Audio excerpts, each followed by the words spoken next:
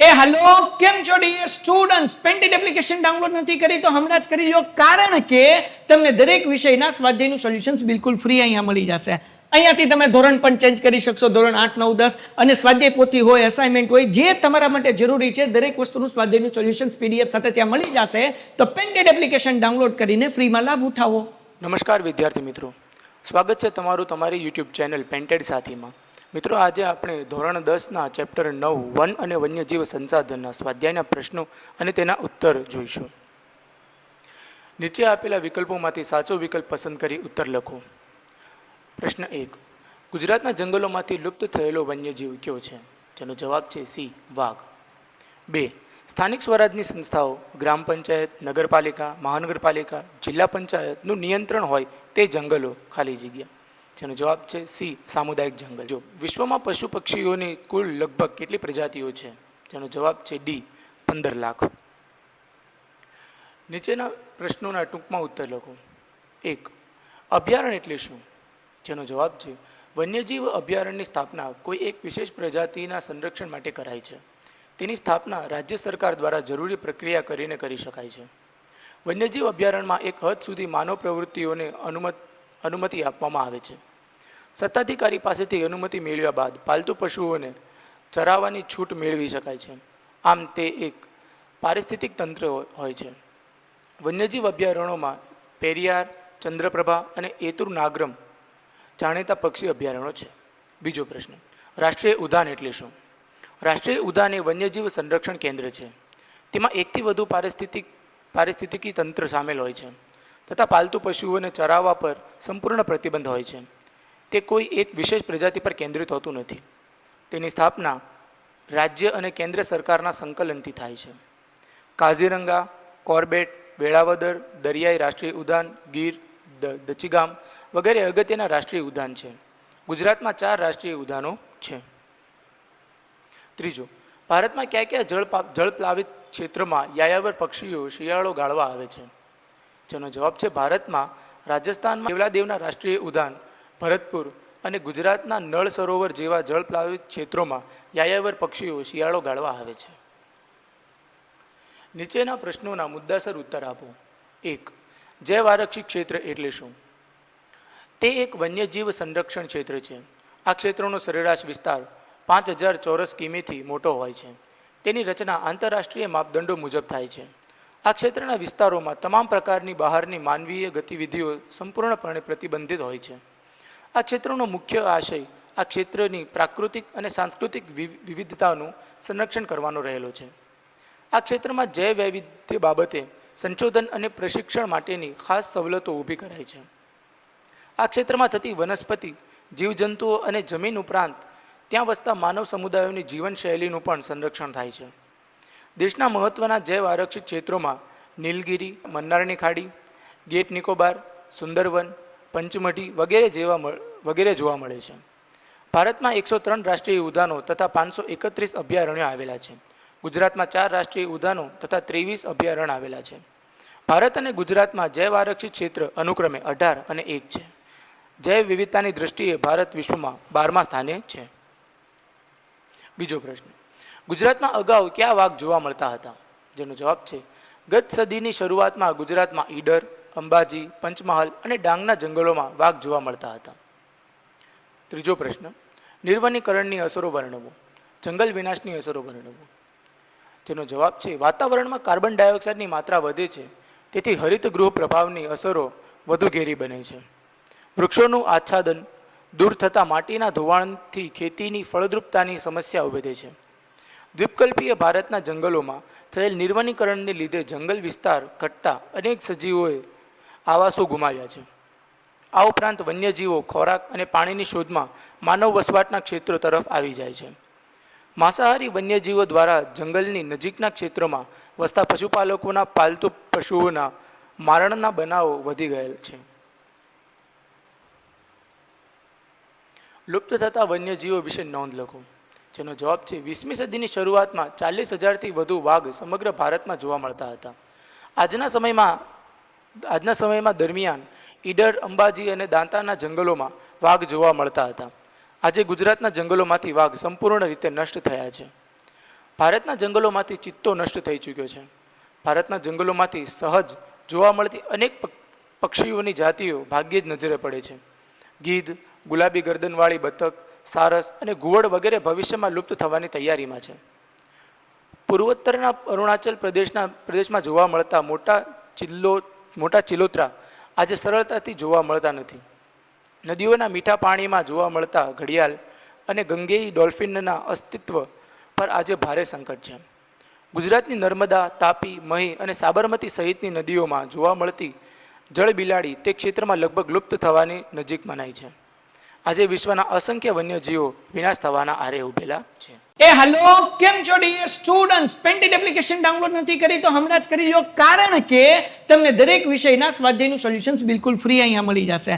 અહીંયાથી તમે ધોરણ પણ ચેન્જ કરી શકશો, ધોરણ 8, 9, 10 અને સ્વાધ્યાય પોથી હોય, અસાઇનમેન્ટ હોય, જે તમારા માટે જરૂરી છે દરેક વસ્તુનું સ્વાધ્યાયનું સોલ્યુશન્સ પીડીએફ સાથે ત્યાં મળી જશે.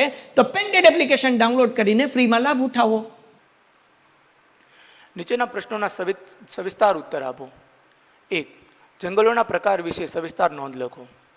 વહીવટી માલિકી અને વ્યવસ્થાપનની દૃષ્ટિએ જંગલોના 3 પ્રકારો જોવા મળે છે. વહીવટી દૃષ્ટિએ જંગલોના પ્રકાર. અનામત જંગલો.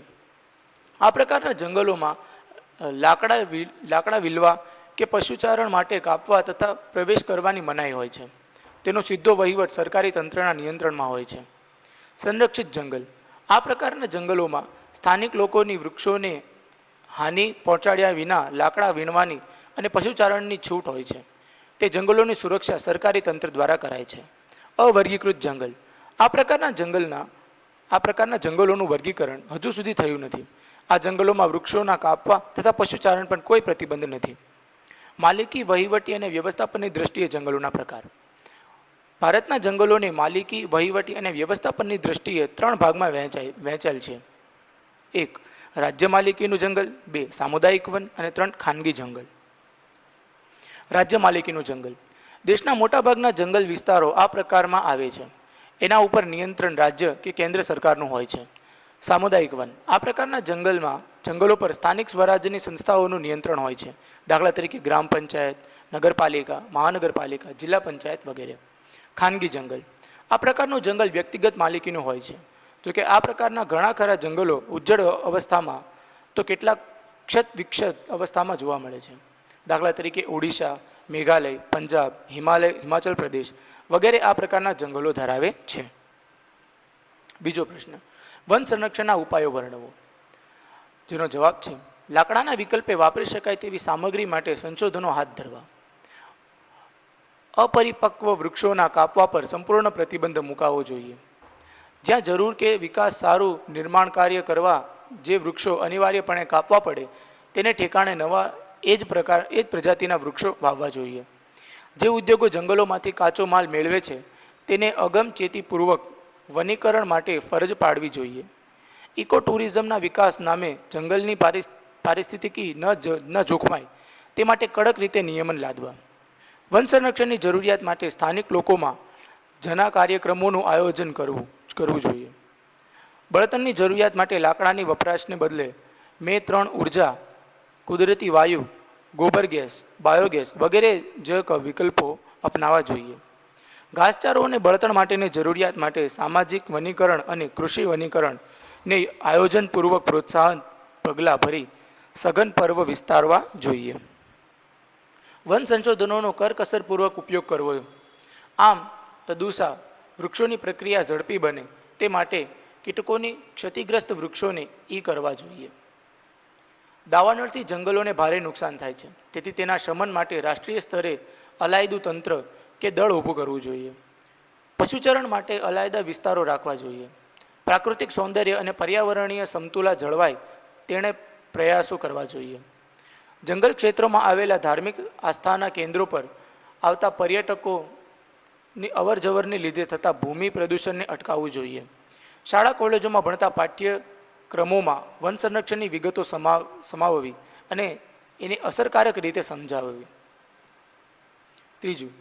વન્યજીવોના સંરક્ષણ માટેની વિવિધ યોજનાઓ વર્ણવો. ભારતમાં વન્યજીવોના સંરક્ષણ માટેની યોજનાઓ અંતર્ગત સંકટમાં આવી પડેલ પ્રજાતિઓ અને નજીકના ભવિષ્યમાં લુપ્ત થવાનો ભય હોય તેવી પ્રજાતિઓના સંરક્ષણ માટે કેટલીક ખાસ મહત્વની યોજનાઓ શરૂ કરવામાં આવી છે. 1. વાઘ પરિયોજના. 20મી સદીની શરૂઆતમાં ભારતના જંગલોમાં લગભગ 40,000 કરતાં પણ વધારે વાઘ હોવાનો ઉલ્લેખ છે. નિર્વનીકરણ અને અનિયંત્રિત ગેરકાયદેસર થતો શિકાર પ્રવૃત્તિને પરિણામે વાઘના અસ્તિત્વ માટે ખતરો થયો.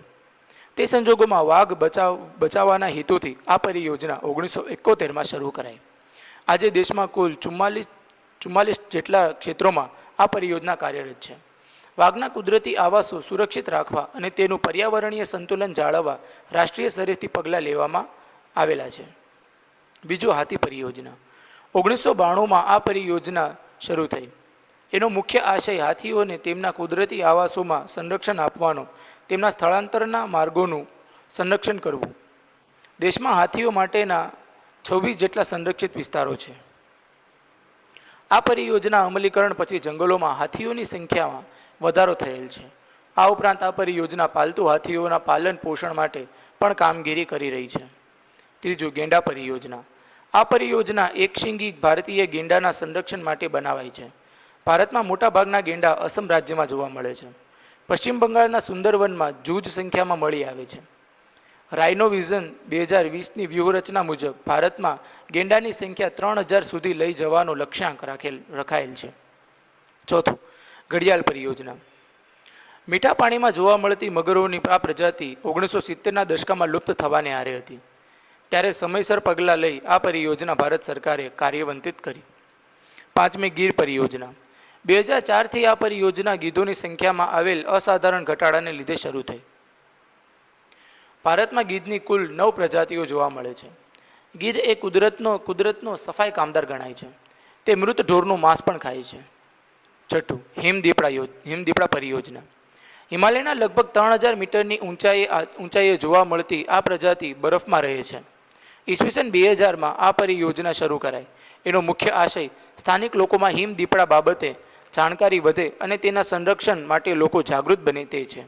આ ઉપરાંત કાશ્મીરી હંગુલ પરિયોજના, લાલ પાંડા પરિયોજના, એક વિશિષ્ટ પ્રકારની હરણની પ્રજાતિ માટે મણિપુર થામિલ પરિયોજના, ગંગા બ્રહ્મપુત્ર નદીમાં જોવા મળતી ગંગા ડોલ્ફિન પરિયોજના વગેરે પણ કાર્યરત છે. મિત્રો, અહીં આપણો સ્વાધ્યાય એ પૂરો થાય છે. તમે હજુ સુધી પેન્ટેડ સાથીને સબસ્ક્રાઈબ ન કરી હોય તો સબસ્ક્રાઈબ કરી લેજો અને અમારી સાથે જોડાઈજો. હવે આપણે મળશું નેક્સ્ટ વિડીયોમાં એક નવા સ્વાધ્યાય સાથે. હેલો, કેમ છો ડિયર સ્ટુડન્ટ્સ? પેન્ટેડ એપ્લિકેશન ડાઉનલોડ નથી કરી તો હમણાં જ કરી લો, કારણ કે તમને દરેક વિષયના સ્વાધ્યાયનું સોલ્યુશન્સ બિલકુલ ફ્રી અહીંયા મળી જશે. અહીંયાથી તમે ધોરણ પણ ચેન્જ કરી શકશો, ધોરણ 8, 9, 10 અને સ્વાધ્યાય પોથી હોય, અસાઇનમેન્ટ હોય, જે તમારા માટે જરૂરી છે દરેક વસ્તુનું સ્વાધ્યાયનું સોલ્યુશન્સ PDF સાથે ત્યાં મળી જશે.